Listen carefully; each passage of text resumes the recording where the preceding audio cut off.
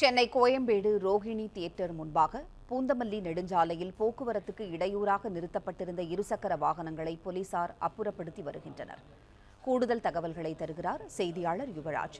யுவராஜ், வணக்கம்.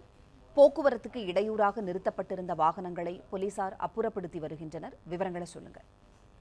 வணக்கம். முதலமைச்சர் ஜோசப் விஜய் நடிப்பில் உருவாகி இருக்கக்கூடிய ஜனநாயகன் திரைப்படம் இன்று உலகமெங்கும் திரையரங்கில் வெளியாக உள்ள நிலையில் சென்னை கோயம்பேடு ரோகிணி திரையரங்கில் இந்த திரைப்படத்தை வரவேற்கும் விதமாக உற்சாகமாக ரசிகர்கள் கொண்டாட்டத்தில் ஈடுபட்டு வருகின்றனர்.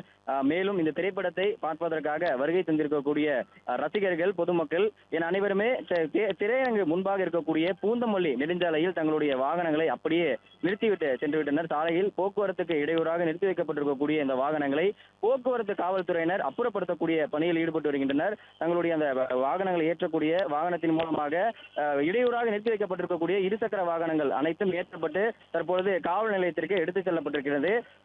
கிட்டத்தட்ட 50க்கும் மேற்பட்ட இருசக்கர வாகனங்கள் போக்குவரத்து இடையூறாக நிறுத்தி வைக்கப்பட்டிருக்கக்கூடிய இருசக்கர வாகனங்களை போக்குவரத்து காவலர்கள் தொடர்ந்து அப்புறப்படுத்தக்கூடிய பணியில் ஈடுபட்டு வருகின்றனர். நன்றி யுவராஜ், தகவல்களுக்கு நன்றி.